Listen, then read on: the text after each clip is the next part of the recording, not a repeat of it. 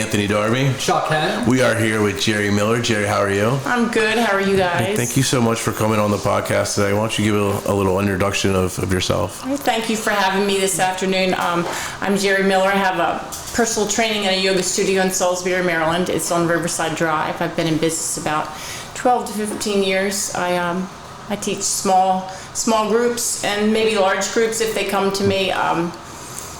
Doing my passion every day, loving it. That's phenomenal. So we know that you're super passionate about what you do, and you have a really great reputation here. I'm sure beyond the Eastern Shore, but on the Eastern Shore, I know you do a lot of certifications for newer instructors and things like that. With our wellness campus and taking more of an interdisciplinary approach to wellness and trying to give our patients and our population experiences to different tools that they can use in their journey of wellness.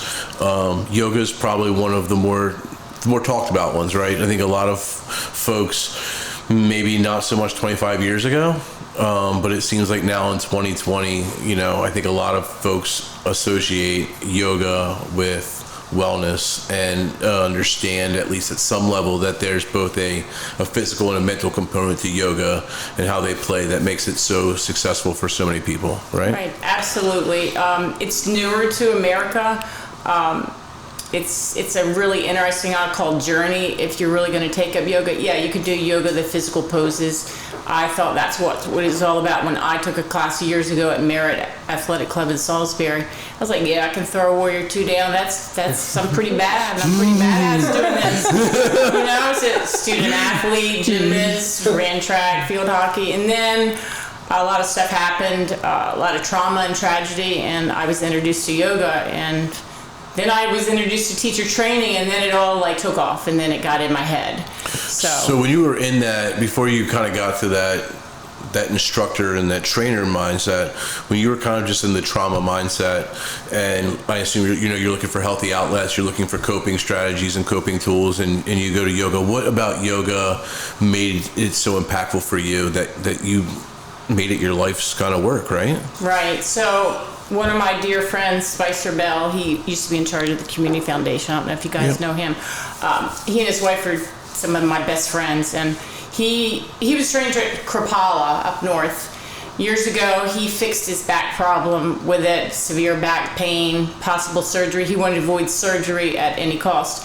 He was like, Jeri, you've been through a lot of stuff. You really should take yoga. So I took his yoga class, and I was like, I'm kind of getting it, but not really. I was really strung out with a lot of stuff that was going on in my life, and one day he did this body scan, and it was towards the end of Shavasana, which is the relaxation part, and he was like, okay, some people fall asleep during this. I'm like, yeah, right. That's really going to happen with me. I'm type A. I'm all the way wound up, can't settle down. And then I did it. I did it in that class, and he had to wake me up and grab my big toe, and I was like totally embarrassed about it, but I'm like, something works here. This is working for me. So then after that, I got interested in teacher training, because after that, I took a little bit more and took it once a week, nothing major, but it kept getting in my head that I need to go take the class, and then Spicer was like, you need to go to teacher training school. So I ended up finding the school that I wanted to go to, which was Yoga Fit, because at the time, that was 10 years ago, you could go to a 3-week intensive, leave your home. I had teenage children at home, and I was like, I can't do that. First of all, I can't afford to do it. And second of all, it's not going to work for my schedule.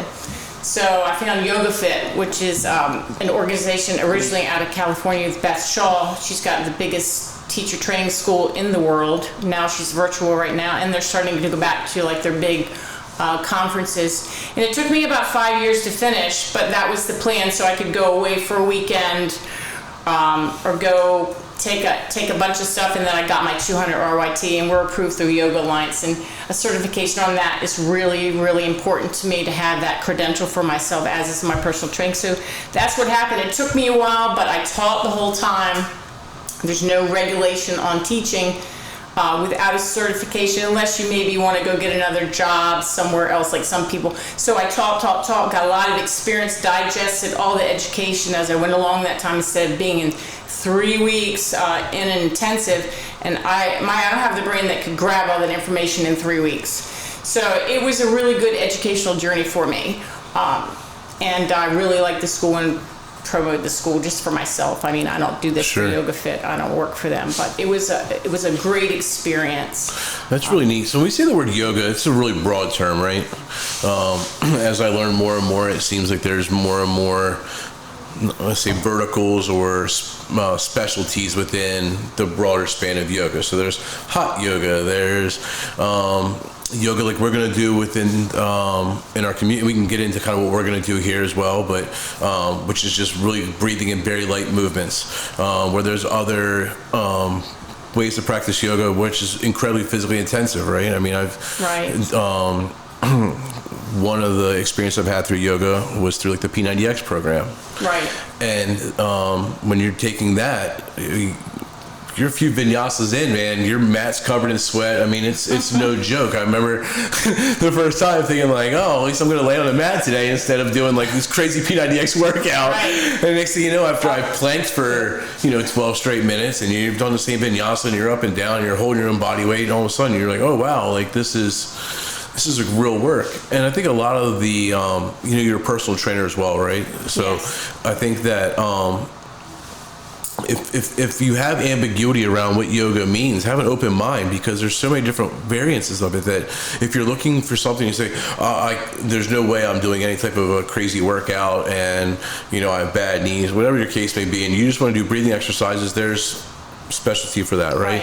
But if you want to get after it and you really want to test your body and you really want to see what you're about, I mean, there's some really cool ways to tax yourself through a yoga practice and really put your body to the test. I think it's cool. Yeah, so many different kinds to offer, if someone's interested in it, from where there's basically no movement, like you're saying, like maybe it's just the pranayama, it's just a breathing exercise or a meditation. It's still yoga. It doesn't have to be an hour long. It could be a 5-minute class, 15-minute class. It's something you could do at home. Doesn't require a lot of equipment, maybe, unless you're in like maybe some Swarupa yoga where maybe they're building up and you're on your back the whole time. There's, like you said, there's vinyasa. I'm training vinyasa, which is a lot of flow, but I have to break that down sometimes for my clients where we're not really going to do a lot of movement today, or we're going to do a minimal amount of movement, or we're going to modify it. And that's kind of where people get lost in that, maybe that thing of, oh, I can't do yoga because I'm not flexible. I can't do a split, right. Or I can't do... Exactly why you should do yoga. That's the point of doing yoga, because right? We want you to get flexible. The first time I ever touched my toes was after doing the yoga program through P90X. Like, wow, I'm pretty stretchy. So we can all become a little bendy.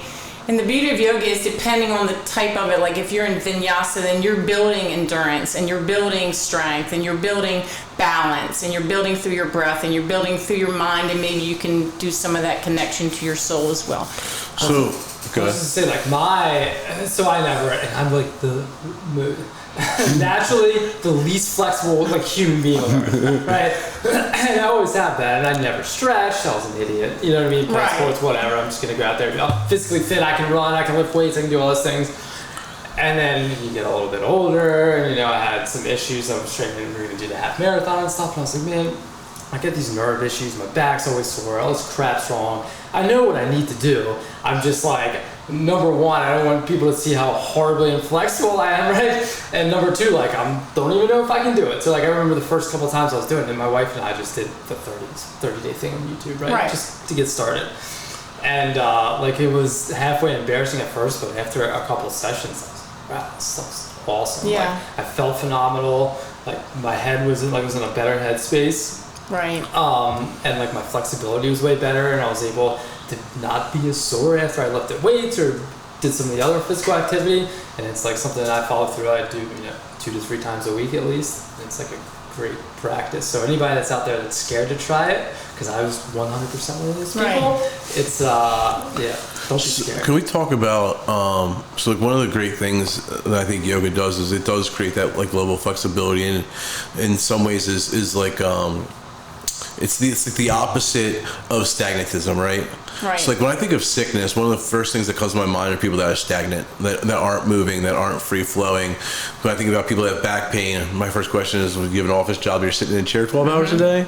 Yeah, like, exactly. Right? Like, because these are the correlations that I make. So maybe you can explain what happens to the body when it's not being challenged like in a program like yoga, you're not stretching it, you're not exercising it. Maybe from your perspective, you can explain what we're doing. Why is this so beneficial? Because we both feel a huge benefit from it, both mentally and physically.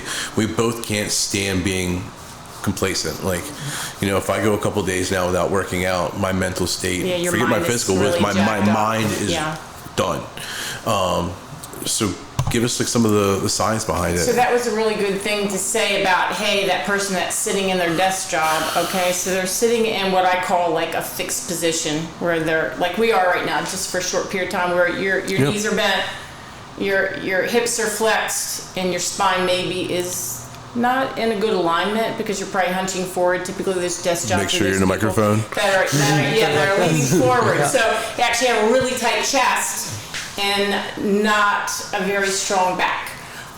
So sitting there creates what you say stackism, or blood pooling, where you go to get up and you're like, oh my God, I can barely get up. Everything is so stiff. So it creates lack of mobility. And then we've got those people that I want you to move. So if you're not moving, I'm not saying that we're going to move as we were as teenagers or student athletes, or even when we were just young kids running around in the yard.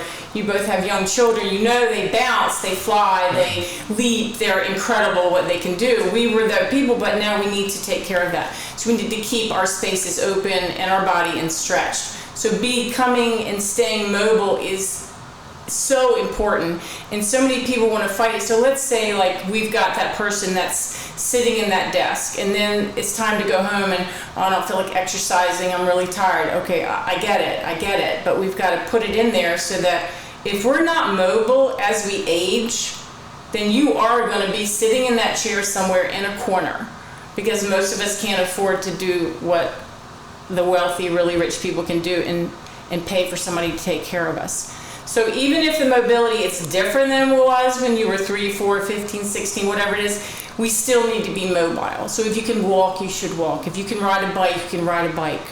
Get back to riding a bike. I just have a client that I recently said, you're not walking because it's hot outside and you have allergies. How about a bike? When was the last time you rode a bike? And she was like, I think she was kind of like, wow, that's a really good idea. I can still ride a bike if I'm a kid. What a novel idea, right? Like this, because all of us should ride a bike. I mean, if you don't want to walk, some people it doesn't feel good to walk, okay? Or maybe it's too humid or whatever. So she's borrowed a bike right now, and I'm in the process of making sure she acquires the right helmet, because then we got a whole nother issue, because we got to take care of this, because I've been trained in TBIs. But to find a way to move, we can all move. Even if it's on a recumbent bike, it doesn't necessarily have to be outside. Or maybe it's a stepper, or maybe it's swimming, or maybe it's just you take a lot of yoga. You can still get all the health benefits that you can out of, are you a marathoner or we almost threw our hat in the bag for the Salisbury Marathon to support Salisbury. I just went back to lifting weights, but I still run once a week, and I'll do some intermittent. So we all need to stay mobile. That's the easiest way of putting it. I was working in a desk job in DC, and I remember this older guy coming over to me and telling me, he goes, he who sits the most dies the fastest. Oh wow. And I was like, and as I had a 2-hour commute into my job, and then I was in a desk for 8 hours and another 2-hour commute back, and I'm just like, I'm gonna die. So 12 hours of being confined, being in a locked position and not having really a choice. You know what I mean?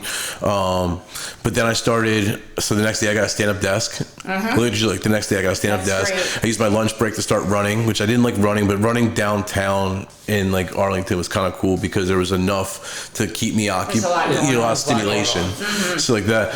But that was like a big, the kind of aha moment in my life in terms of understanding, and I always look back at our previous generations and stuff, and the guys that were in business that were just sitting in their desk and eating shitty lunches and smoking cigarettes during their breaks and doing that, and they all had heart attacks and died at 65 years old, right? That big belly creeps on there. Exactly. And it's just waiting to happen.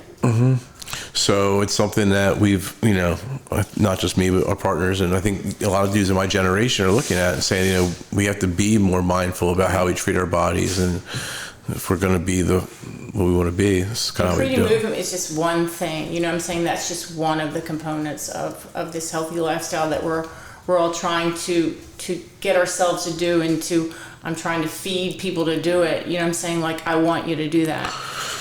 So is yoga kind of by definition part of bringing like the mind and body together? I mean, is that in the principle of, is there a definition of yoga? Yeah, there is a definition, and one of the simplest definitions is, so think of yoga as like a yoke. Actually, it actually means yoking or union. So you're taking those two parts and you're connecting them together somehow. So the three parts of yoga are the mind and the body, and then we can put that soul part in there, because kind of like when it gets in your head about stuff, I'm going to say this, like you take, and it's not religion, there's a whole nother thing about that. It's spirituality. Not religion. So it's spirituality, and there is a difference, even though there could be some overlying areas. So I hate when people say, I shouldn't say I hate, because I don't really hate anything. I disagree to say that it's not a religion, it's a spiritual way for yourself if you decide to put that component in there. I'm surprised, like making good decisions for yourself. Yeah, you may not. Simple as that. Yeah. You may not know this, but in Berlin, there was a big push to get yoga into the schools out there in Worcester County. And I thought, like, I'm reading this program, like, this is a phenomenal idea.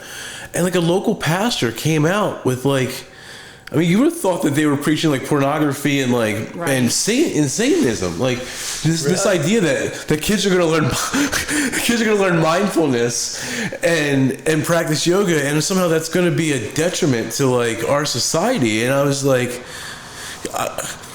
I put everything through my own context, right? So I see how cannabis gets judged, and I find it unfairly. So when I see other things that are normal, like for instance, hospice, right? When I first started working with hospice, I didn't realize that there are many physicians in the hospital that don't recognize a hospice as a legit thing. They don't believe in it. They think that their job is to keep people alive, and that sending people to hospice is giving up, even though a lot of people, myself included, think that hospice is an amazing tool for folks at the end of their life and really provides comfort and safety, right? I didn't realize that yoga had, in some ways, these adversaries that look at it as a conflict to Christianity or to religion. There can be if somebody wants to pull that up in there. I had a similar thing happen to me in my parking lot in front of my studio several years ago. So I'm closing my studio, this man's like, "What are you doing there?" I'm like, "Oh," and I'm so excited about what I'm doing. Like, "Oh my gosh, it's a man, he wants to do yoga." And I said, "Well, I'm a personal trainer, I teach yoga." And he just like, he gave me this look like, he said, "My pastor said that's a really bad thing." I'm like, "Well, I don't agree with you. I don't know where you got your information, but you have a right to your own beliefs." But it's a whole different way. But he basically walked away, which is fine. Right, it's interesting that belief exists and that it's out there, and it's truly what anybody believes. You know, what you believe that's going to work for you might not work for the next person over there. So anyway, no religion.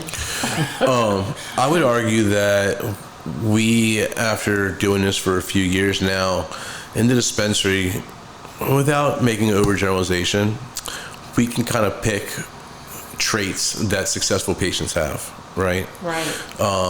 Honesty, discipline, transparency. This is the way we interact with them. So are there certain things, as folks maybe listening to this and are looking to go on their yoga journey, like are there certain things that you find, characteristics of people that have success with yoga versus not? Maybe some things that someone should do in preparation from like a mental standpoint if they want to try yoga to get themselves in the right state of mind?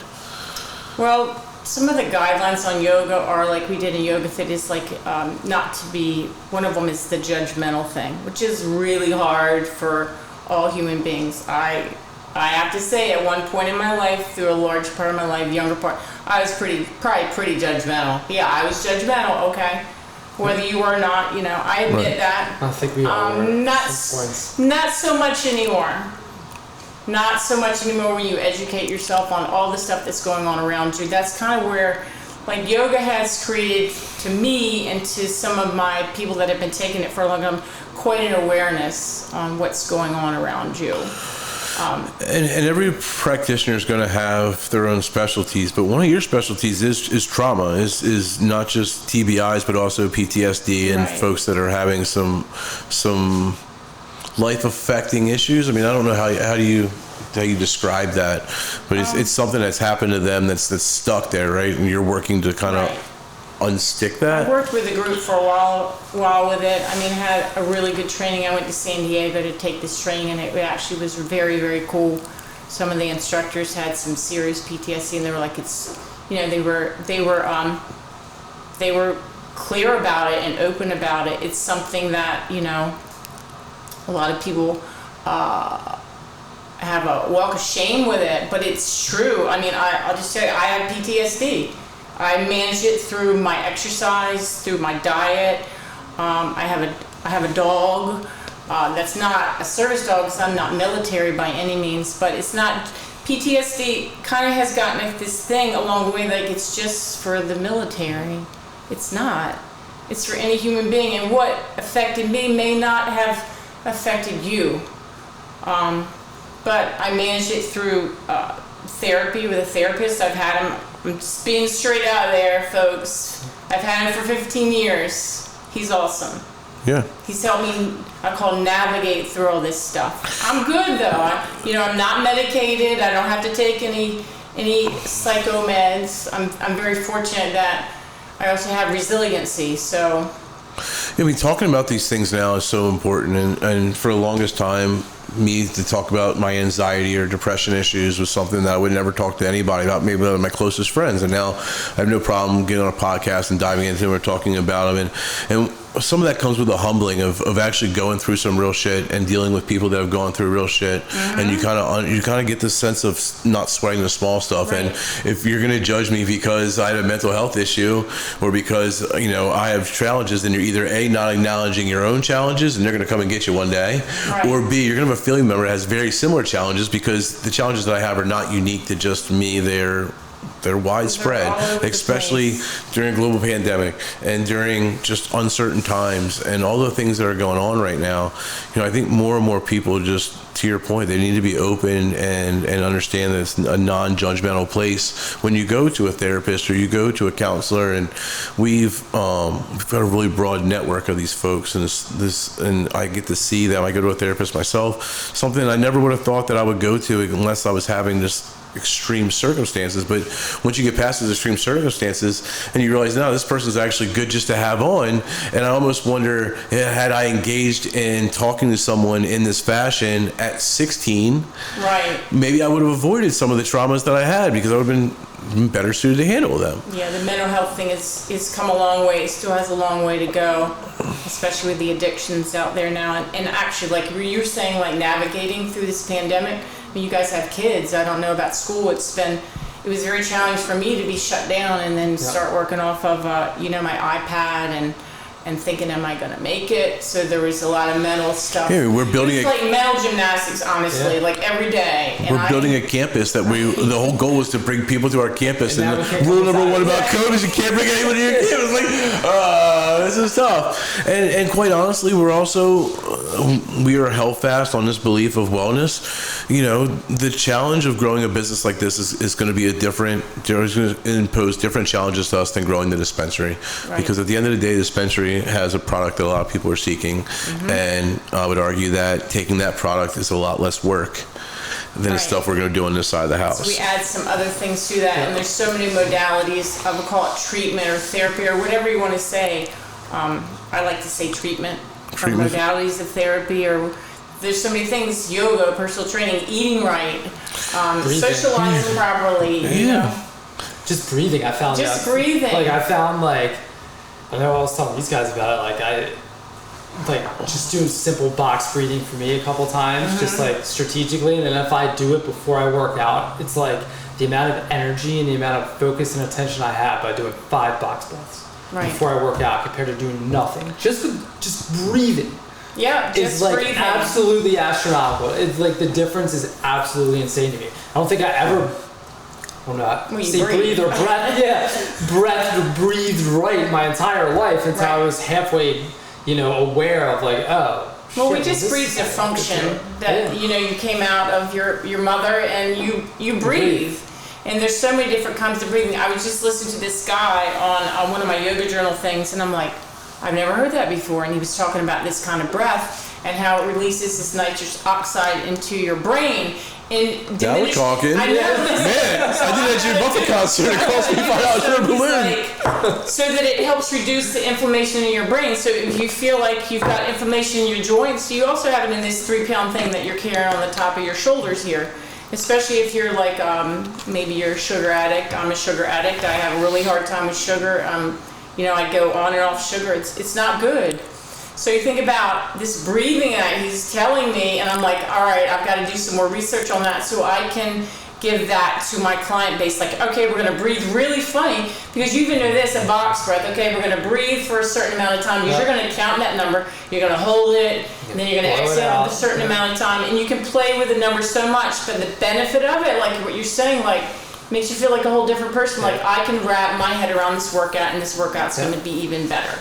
Yeah. So, and it's like the energy you just get from breathing properly, right? And breathing through everything, right. breathing, like it's not proper. easy. It's not easy, and it's like the first time I was doing it, I was like watching my stomach and my chest, like is this supposed to be going? Like how are you supposed to do it? But like you get in the rhythm of it and you realize it, and it's like and to your point, to everybody's point about having these different little tools, right? Every pieces and things from everywhere. That's like something so simple. Costs no money. Everybody does it anyway, right? And it's just something you can put into different situational awareness, and you can use it in different situations. The challenge that you probably run into, that we're going to face over here, and we know this, is that it's work. It's hard work to do these things. And I think a lot of times, we were talking about meditation earlier, and I think people get frustrated with meditation because they think that they're going to sit Indian style, put their hands up, close their eyes, and then this sense of amazing calmness and peace is going to rain upon them forever. And they're done. No work, no dealing with anything else, just done, right? And we know that it's really hard work, and that like the journey and the work is kind of what makes it better when you get there, right? And so I just think that oftentimes people want easy things, right? They want things boxed up and just kind of handed to them in a pill or something like that. That you want to get and make it all better. And now you're saying no. And like when COVID started happening, my messaging to our marketing team, Brandon specifically, was like, on our wellness campus, we're going to be offering tons of free things that people can do that, like Chuck said, like because it costs a penny to learn how to breathe properly, right? All our messaging should be around these things, like let's do the right thing.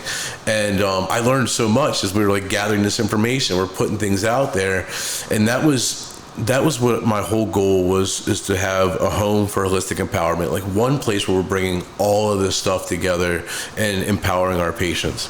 Now, I know that one of our very first projects in doing that, and we can get kind of specific now if we can, you and Brandon have worked out, I've had a little bit of play into it, but you guys did the heavy lifting, a 4-part series that we're going to be doing with our team and you around stress reduction, right? And I mentioned earlier that yoga can be practiced a lot of different ways. This is really going to be, in my mind, something for anyone, right? I mean, because it's low movement. It'll be minimal movement. It's fairly simple. We're going to start as basic as we can get, right? And then over the course of 4 sessions, we're going to build up from breathing to breathing in light movements to learning a little bit about vinyasas in the 3rd session, I think. And then by the 4th one, we're going to kind of link it all together. Plug it all in. So kind of explain to me, maybe we can go through more detail of the sessions and kind of what your thought process is and how you've created this, because I know that we're going to participate ourselves and we're super excited for it. So I don't have all the lesson plans yet because I'm still out. Well, maybe we'll learn. Maybe we'll start putting some details in today as we talk through it. So the first class, we're just going to do pranayama. And one thing that I do, pranayama is breathing. So if you ever hear that, that's a Sanskrit word.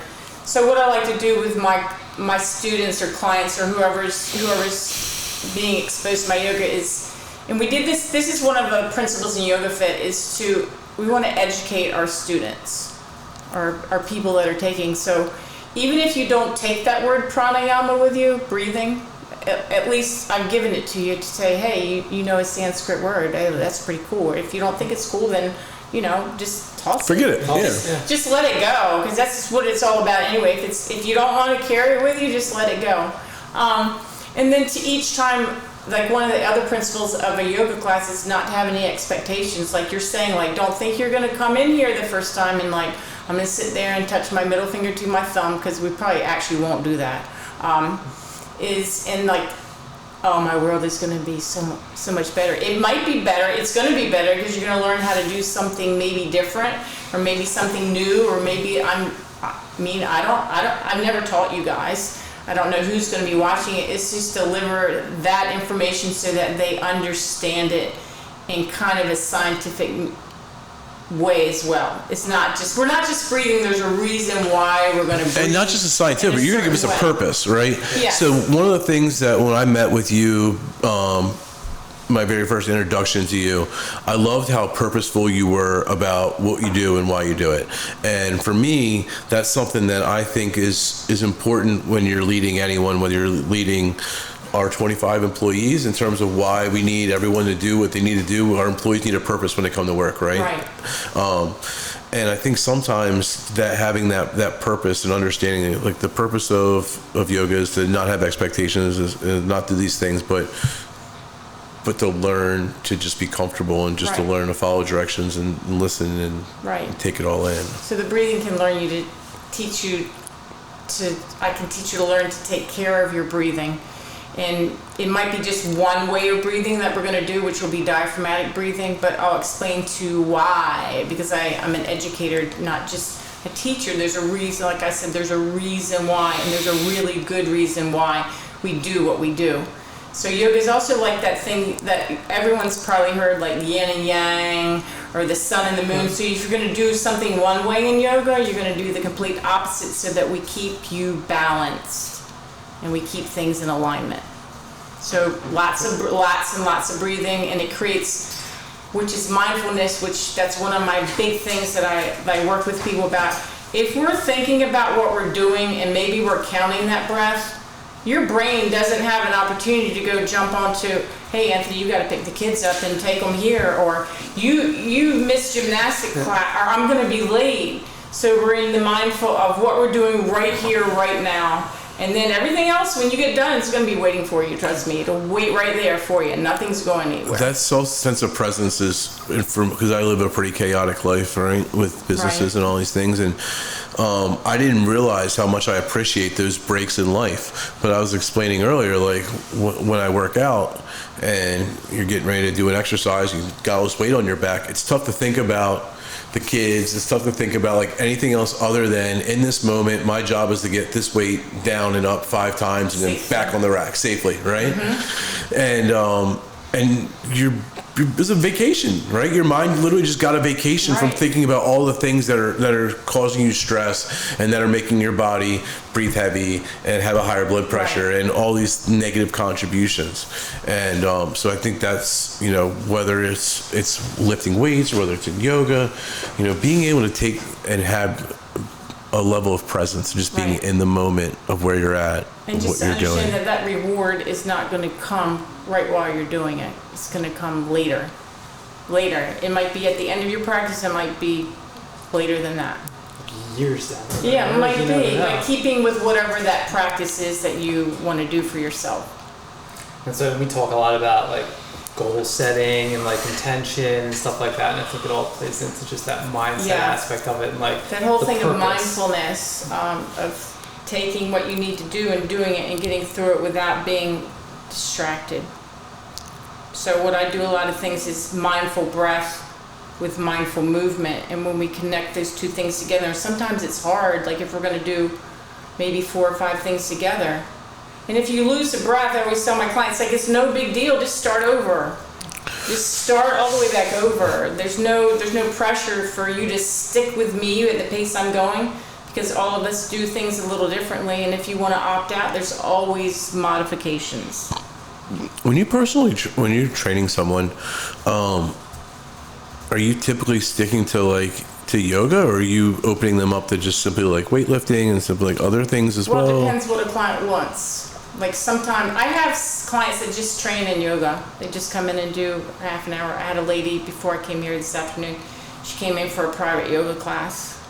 She's got a high stress job. She's got 2 kids and a husband at home. She's trying to take care of herself. She's pretty religious about her appointments. I have some people that just come in for half hours, but I also have clients that do both, that take personal training from me, and then that come and take yoga from me, that have been with me since the beginning when I started teacher training, which is pretty incredible. I have a lady that's in her 70s, and she has trained with me since the first day I started at Merit. That's awesome. She and I have never, I would say, gotten a divorce. Yeah. I never have had a client, you know, sometimes they leave and they come back, they're actually the best ones. She has never ever left. It's really pretty incredible that I've got that one person that's been with me for a long time. Yeah, that is neat. But a lot of my clients take both things from me, so it depends what they want. Sometimes I'll fuse a workout, like, okay, I had somebody come in today, I'm like, I haven't seen your yoga in a while because she won't come in and take the yoga class because of the COVID, the pandemic stuff. So I said, I need to see your practice. So I did a 30-minute class, and it was great for her. She needed me to see her, you know, in the studio one-on-one, which is good. It's good for, I get probably as much out of it as they do. Yeah. I'm a teacher, educator. It makes me feel good every day. When you're not feeling great, we talked about this earlier, what kind of level of neutrality and being able to compartmentalize what you may be going through internally when you're needed to be that teacher role, right? So I hope this never happens, but maybe you got in a car accident, right? Or Right. you have some life event happen, but you still have to kind of put this face on and be of service to someone else. And as Brandon's mentioned, like, that's a very giving thing when you're able to give of yourself like that, and it's Right. hard. How do you find that you're able to, do you have any strategies to cope or to be able to check yourself of, I'm not in a great mental state, but this person deserves my 100%, so I'm going to try Right. to... I mean, I've had that for myself where I'm like, all right, in the beginning, like, what am I supposed to do with myself?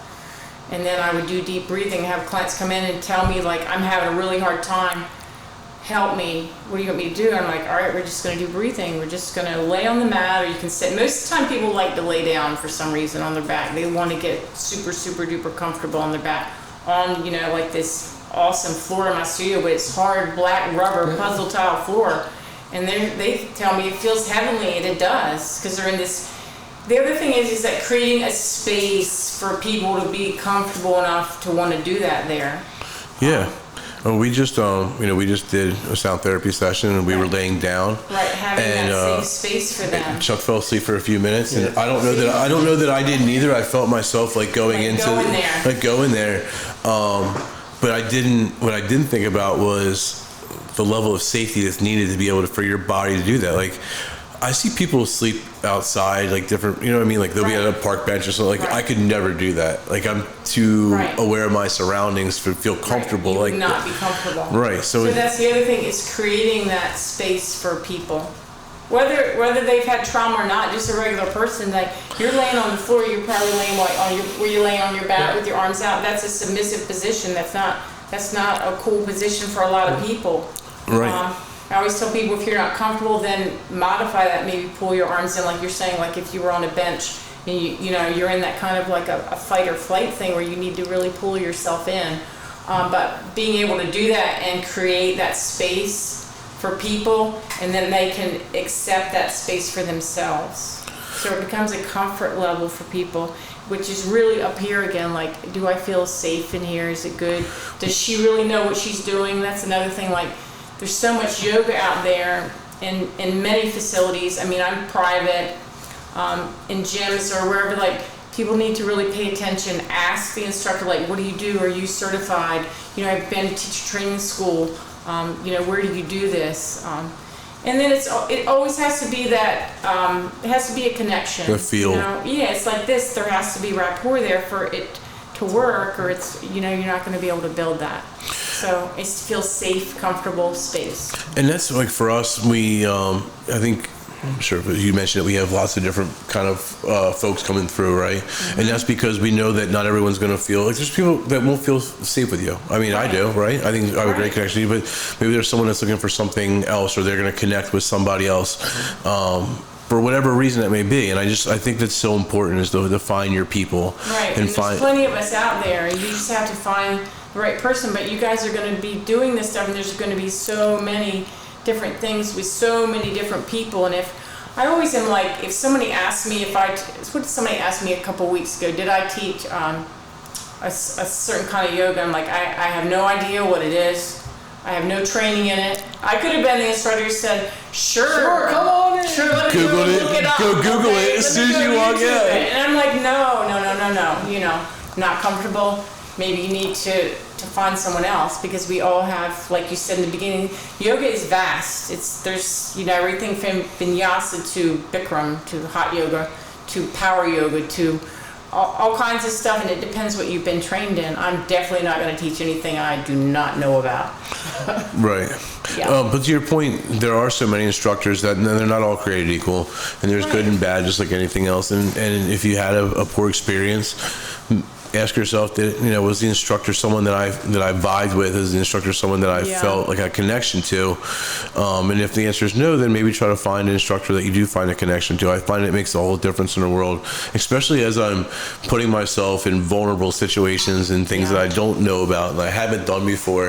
If I didn't have a connection to that instructor, that safe space, you're kind of already off. And if you're feeling anxious about something that's supposed to help you with your anxiety, it's not the greatest thing in the world. I just had that happen recently.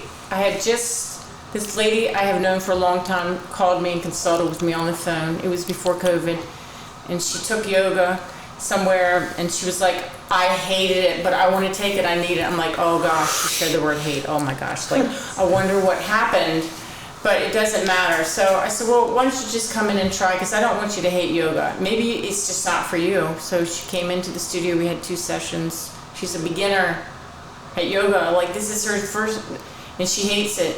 And then she was like, oh my gosh, it was the connection, the space. She felt safe with me, she trusted me. And then we had to do all online until recently, and she's hooked, which is great, because I didn't want her to take that bad experience that she had and ex-nat that never want to try it again. Sure. I just got to be the lucky person to get her and see all this progress, and to, of course, it's business. I have another client, and she's great. She comes in 2.5 hours a week and does private yoga. She's doing great.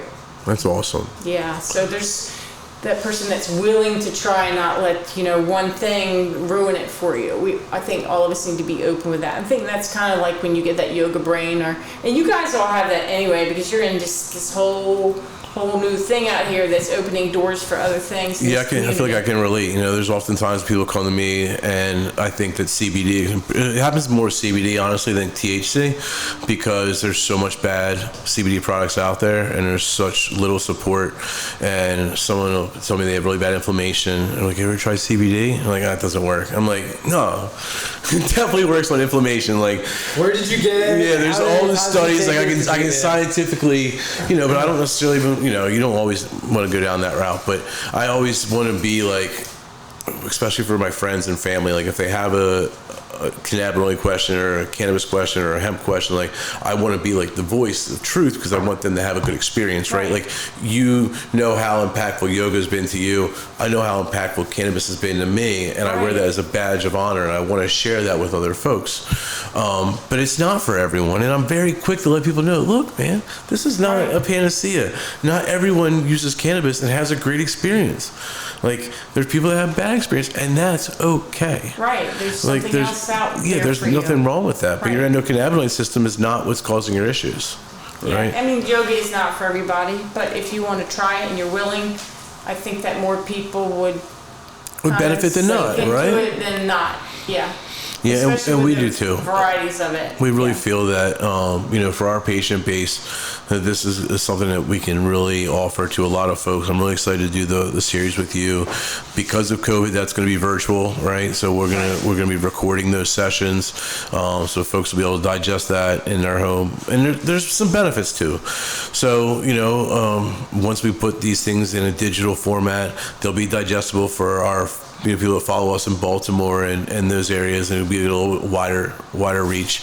That's one thing that we've utilized or thought about, is that with the pushing of telemedicine and Zooming and Teams meetings, it does allow us to have a wider base of practitioners and experts, because to get someone to come from California to meet with a patient is not plausible, but to get them to hop on a Zoom meeting for 30 minutes is doable. It's doable. So, just like everything else, there's pros and cons, but I personally miss the human interaction. I miss the touch. That's how I kind of vibe. Yeah, so. It's a whole different adaptation, but at least we have this to fall back on when we have to do this, and we're kind of restricted right now, but hopefully we can grow back into those studios, and get those human beings back with other human beings. That's also important too, that we're all kind of lost in that right now. This is somewhat of a personal question, but it's timely for everyone. I mean, you own a business that's in a gym setting that depends on people coming to you. You were forced to shut down, right? Mm-hmm. So, is there a state of despair between yoga studios and across the country, or are they holding up well? I'm friends with, the owners of Pure Fitness, and I know the challenges that they were having. They were in a pretty dominant position before COVID, and were looking to expand into different gyms, and everything was great. And just like that, their entire business was put in jeopardy. I mean, do you find yourself in yoga studios like that, or have they weathered the storm better? I have to say, my class, that's my biggest class, and I have small classes, has 7 people in it, right? And only 3 people are ready to come back into the studio. But because of this, the other 4 have people that they live with that have compromised. Immunocompromised. Yeah, like some cancer, some other diseases, and they just aren't comfortable. And I respect that. So what I've done still is just all right, you can catch it on FaceTime. And I didn't go Zoom or anything, because now those people have decided I'm not going to take the class at 1 o'clock on Thursday. I'll take it another time, which I wish that they would come on when I'm teaching the class, so I know that they're being accountable to the class that they've paid for, because my clients have been so good to me about that, that's great, keeping me alive, because it was so darn scary. Okay? Just like you guys, I came in here, I'm like, oh my gosh, these guys are building this great community business, and we're in COVID, and they're ripping out drywall. Okay? A place where we want to bring as many people in as we can. But I have to say, you're going to be okay, because I started a business when the stock market crashed. What year was that? 2008. Yeah, and people were like, what are you doing? I'm like, I've got to move forward, folks. And since then, I've moved into a much nicer studio in my complex. So it's going to be well worth the fruits. I think our mindset. The fruits will come. Yeah, you know what? We have this vision. Eventually, the vision's going to come to fruition. This will pass too. We'll do our best to keep the pedal to the metal now, and we're just going to go for it. We're helping people that are stressed. People are stressed out. I'm going to argue that this has never been a better time for a place like this, and there's never more need for what we're doing. Especially with what you're doing here with me today, and these other business people in this community of the shore, or wherever else they're all coming from. This is just a great opportunity for myself as well as other people to get ourselves out there and tie in with all these other people. And that's it's super so important. Positive. Super important for us as a business. If we have this platform, to be able to share the platform with other small business owners. Right. Be the catalyst. To hey guys, this stuff's out there. We want to introduce you to it. Call these people, go on their websites. They're part of our community and our family. It's all one big kind of thing. And that's if we have that platform, it's important. I've had clients. I've told a few clients that what I'm collaborating with you guys and how cool it is, and I'm so excited about it, and they're excited for me. Can we get on their website and take your class? And the other class said, I don't know how that's going to work, but as soon as we get that information. Yeah, ideally that's kind of the long range goal. I think the first presence that they'd see is you listed under our partner provided services as a partner of ours, and then ideally once we get a better understanding of when we can bring people in and in a routine way. There's so much uncertainty right now with bringing people into a new building like this. But yeah, I think that's the goal. But it's also positive, Anthony. And thank you. So we need. I think one of the blessings of our team is last year we went through a huge exploration stage. We really allowed ourselves to kind of think about different areas that we wanted to do and what do we want to do. and it allowed us to come back to what we do best, and that is patient support, right? So I think that when it comes to cannabinoid-based medicine, there's no one better than our team in helping patients through that journey. And we knew that journey very quickly after opening didn't just stop at cannabis, right? Right.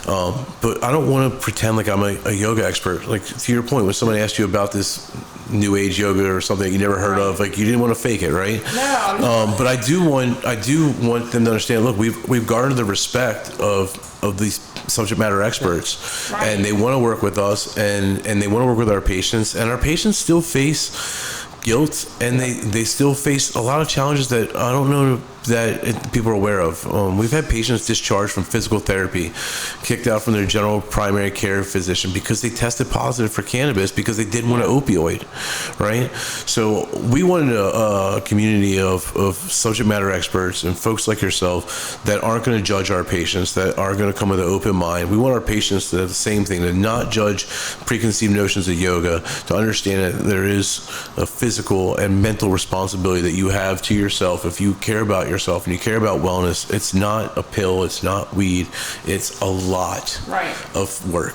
A lot of good stuff out there. Yeah, there's a lot of good stuff out there to help you, and you'll get the benefits. I mean, when you really start getting that, you really start feeling that peace, and it's not from a booze bottle, or it's not from like a specific event, but it's just because you're peaceful inside. Right. Like that's the end goal, right? That's like the big W. The whole thing, like I don't know if you read like that Who I Am thing about it. I always tell my client base or people, and I'll tell you guys, like, treat your body as a temple, from the top to the bottom, from the inside to the outside. That's kind of how I think of training as well as yoga practice.